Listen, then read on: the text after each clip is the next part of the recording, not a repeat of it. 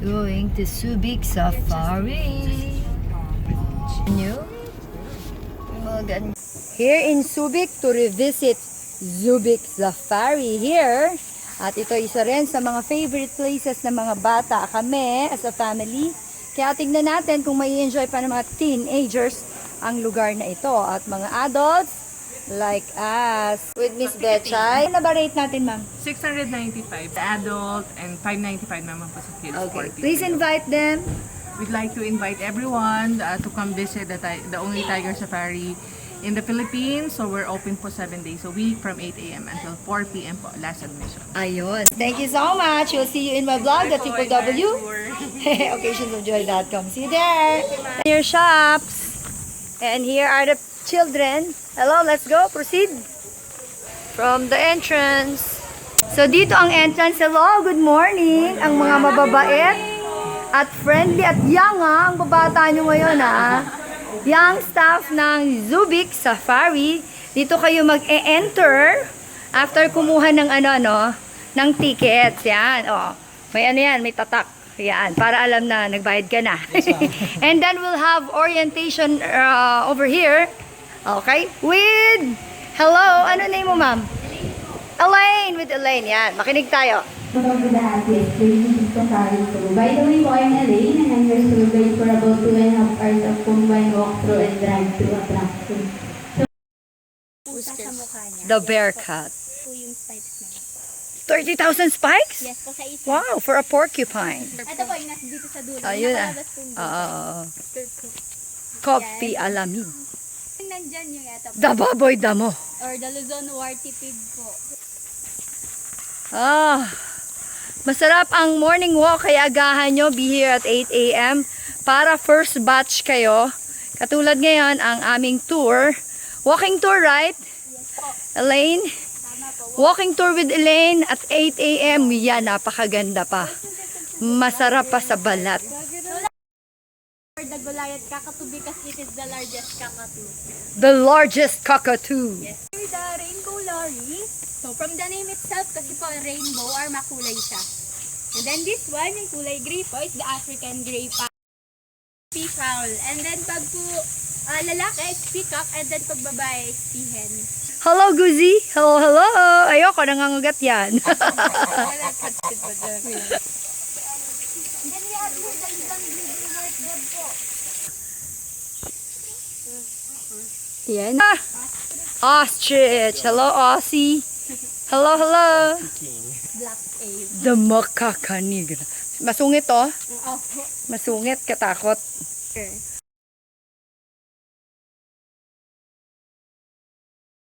After years of hibernating, we are back at Subic Safari here in Subic. At ang aming tour guide ay si Elaine. At dahil 18th birthday niya ngayon, swerte namin 1, 2, 3. Happy birthday to you! Ayan. At dahil birthday niya, isasama namin siya sa pagsakay. Tiger Safari. Tiger Safari Ride. Ayan. Kaya, happy birthday to you! Halika, samahan nyo kami sa adventure na ito. Sabi ni Elaine, ang best spot, first, second, and third row. Kaya dito tayo sasakay sa first.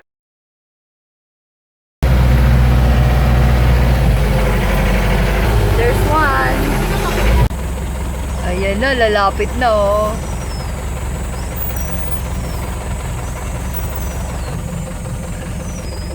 So close.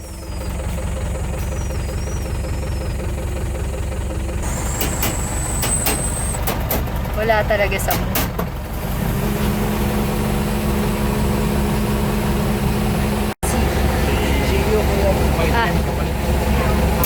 Woo! There you go, Daddy.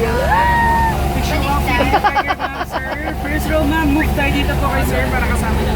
So harap tayo sa camera po. Camera. Then last row, sama po kayo Yeah. Come po tayo ma'am para kasama. Sige, sige. Last row tayo po kayo, last row. Para kita kayo. Second row, kuya, tayo ka din. Other shot. Yo. Ayaw, no? Busog. Sa food ng mga tigers, sila kumain. Pero that's okay kasi we can refund the 200 pesos for the chicken that we paid. Birthday kasi ni Elaine. Ayaw daw nila maging violente today. Close encounter with the tigers. Hi, Tips. Si Dugong. Ito na si Dugong. Binagtulinan na ulit. Pinapasok na po. Pati si Ramses. Ito si Ramses, nangiihiyan din. Nangiihiyan. Yan, yan.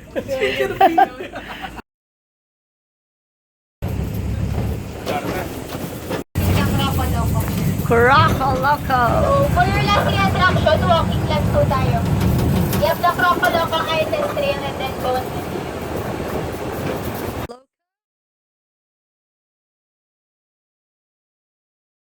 Shop, ayan. Ikot kayo kung may mga pasasalubungan kayo. The Souvenir Boy. The Souvenir Shop. Na hindi pinaliligtas ni Juan nung bata pa siya. Bata pa naman siya. So, here at the Crocoloco.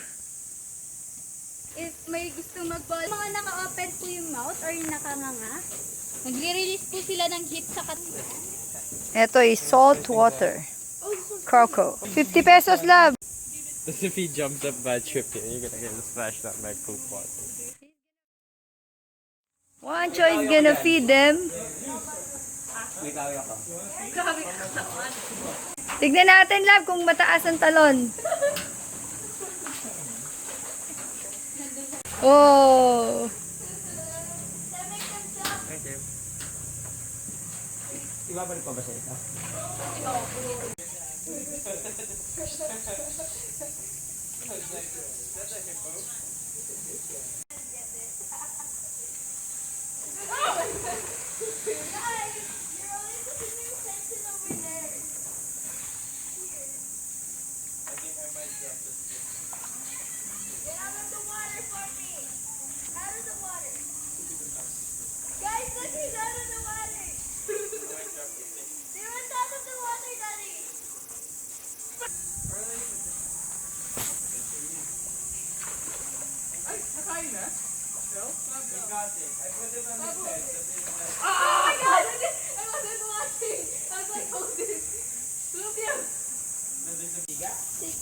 Gonna be fun. Going at Aita Trail. Hey, go! We're gonna try this again. Bob can't do this time. Bawal siya. Finished. Galit ang doktor ko niyan.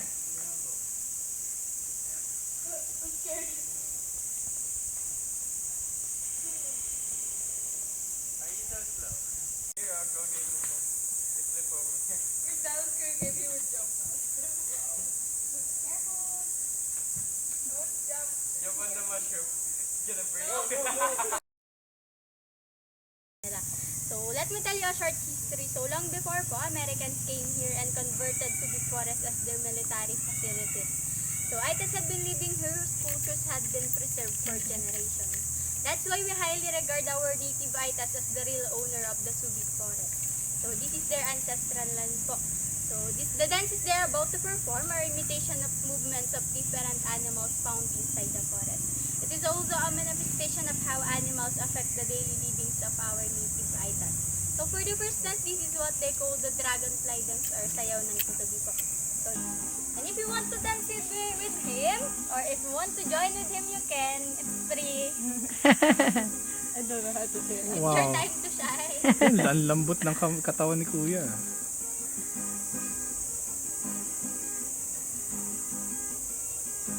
Yan. So for the second dance, this is what they call the monkey dance or sayaw ng unggoy. So they believe that monkeys are excellent hunters in the wild and no other animals can match their ability in terms of hunting and foraging. So this dance is usually performed by the younger generations as a form of training while the elders are out in the jungle searching or hunting for food. Nagulat na naman ako. Lagi ko naman to napapanood. Pero nagugulat pa rin ako. Oh yeah. Oh yes, Oh, like yeah. this. Galing oh. Oh, Dad, it's your turn. Nice. Nice, nice. So for their last dance, dance, this is no longer an animal dance, rather it is a form of war dance. So during olden times, whenever misunderstanding arises between two tribes, but before sending them into an actual battlefield, they would first perform this dance or this war dance in order to ask guidance to their god called Apo na Malyari, the statue over there, to lead them into a victorious fight or to somehow resolve the problem in a peaceful manner. So again, for their last dance, this is what they call the Binabayani dance or war dance. Yeah.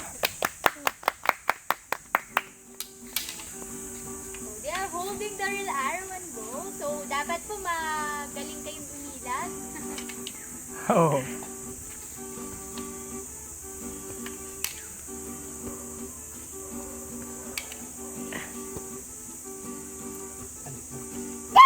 Yeah. Ayan. This is the very short. And for the last stop, the Bone Museum.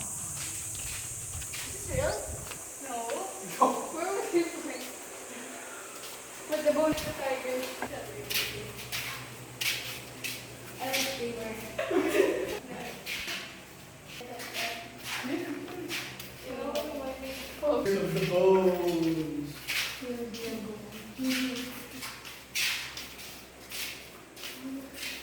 Yes, that's a quick tour here at the Bone Museum.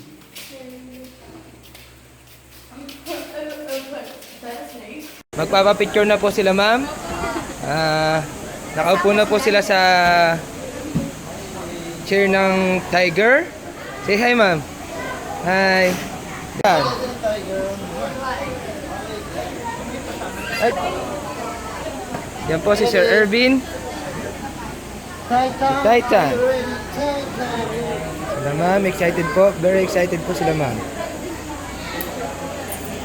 Okay, Titan. Move.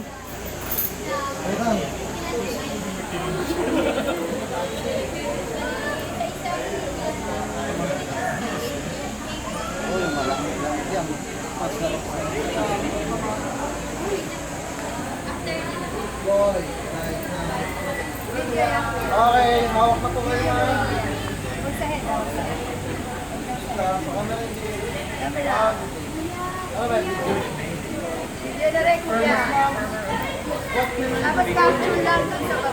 Yes, ma'am.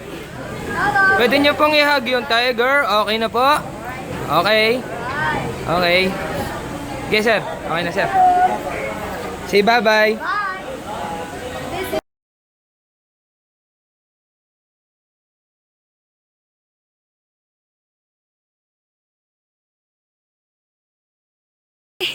So, we're finished with the tour.